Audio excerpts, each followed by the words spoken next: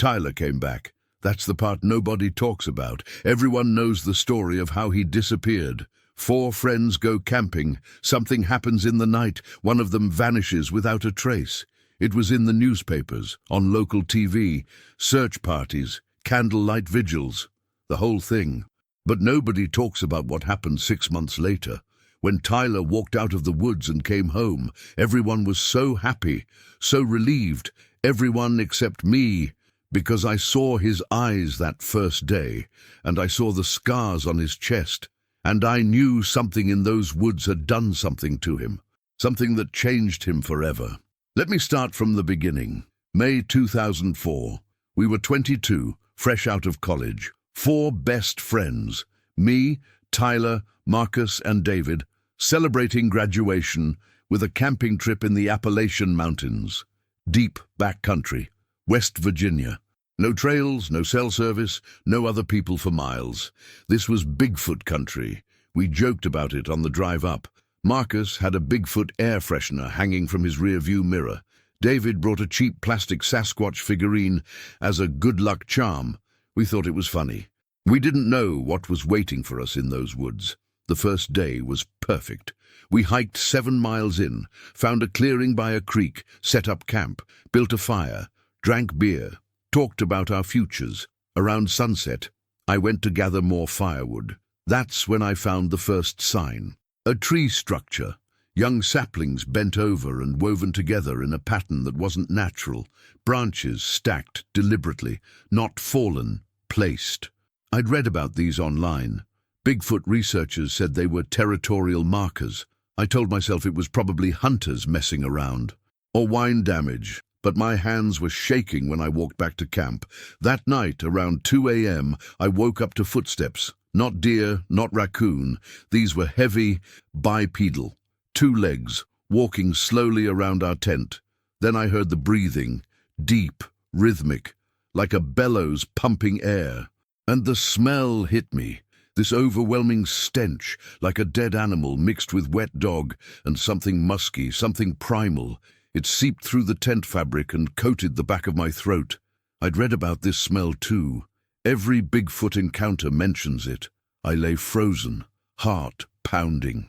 The footsteps circled once, twice, 3 times, then stopped, right outside the tent wall. I could see the fabric pressing inward. Something big was leaning against it, something massive, and then I heard the voice. "Tyler!" It came from outside, but it wasn't a normal voice.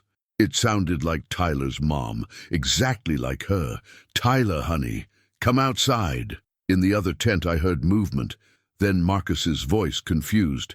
"Tyler, what are you doing?" And Tyler's voice, distant, dreamy. "Mom's here. Mom's calling me." "Idu, what? Your mom's not—" "Tyler, stop!" The sound of a zipper, and Tyler's footsteps moving away from camp. We scrambled out. In the moonlight, I saw it, standing at the edge of the clearing, 8 feet tall, maybe more, massive shoulders covered in dark reddish-brown hair, matted and thick, arms that hung past its knees, legs like tree trunks, and the face, heavy brow ridge, flat nose, dark eyes that reflected the moonlight like a cat's. A face that was almost human, but not. It was looking at Tyler, and Tyler was walking toward it. "Tyler!" Marcus grabbed him first, then me. Tyler's eyes were open but empty, like he was hypnotized, like he couldn't see us. "Let me go," he said calmly. "She's waiting for me. Mom's waiting." "That's not your mom. Look!" I pointed at the creature. Tyler didn't react. He just kept pulling toward it.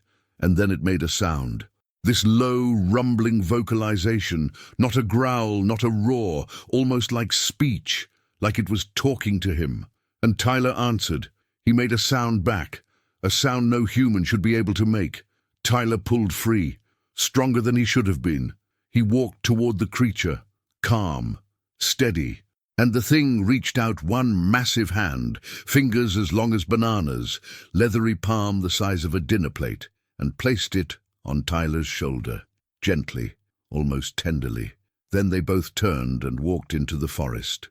The darkness swallowed them, and Tyler was gone. We searched for 3 weeks, Rangers, dogs, helicopters, thermal imaging. They found footprints 16 inches long, stride of over 4 feet. They found more tree structures, hair samples on bark. They found Tyler's jacket torn and bloody hanging from a branch 20 feet off the ground. But they never found Tyler. The official report said, "Animal attack, body not recovered. Case closed." 6 months later, Tyler walked out of the forest. A hunter found him near a logging road, 15 miles from where he disappeared, naked, covered in dirt, disoriented, but alive. The hospital couldn't explain it. 6 months in the wilderness, no frostbite, no malnutrition. He should have been dead 10 times over, but he was healthy. Too healthy, and when they examined him they found the scars, 3 long marks across his chest, like claw marks, but healed, old-looking, like they'd been there for years, not months. And on his left shoulder, a mark that looked almost like a handprint, a massive handprint, burned into his skin like a brand. Tyler said he didn't remember anything, didn't remember the creature, didn't remember walking into the woods, didn't remember 6 months of his life. Everyone believed him. I didn't, because Tyler was different now. Little things at first. The way he tilted his head when he listened. Too far, like an animal tracking sound. The way he could hear things nobody else could. A car coming from a mile away. A conversation across a crowded room. The way he stood sometimes, completely still, not breathing visibly, like a deer frozen in headlights. And his eyes had changed. They used to be warm brown. Now they were darker, almost black. And sometimes, in certain light, they reflected like an animal's. One night, a few weeks after he came back, I was at Tyler's apartment. Around midnight, he suddenly stood up, went to the window, stood there, completely still, staring out into the darkness. "What is it?" I asked. "They're close tonight," he whispered. "I can feel them." "Who's close?" He turned and looked at me and smiled. That wrong smile, too wide, too many teeth. "My family."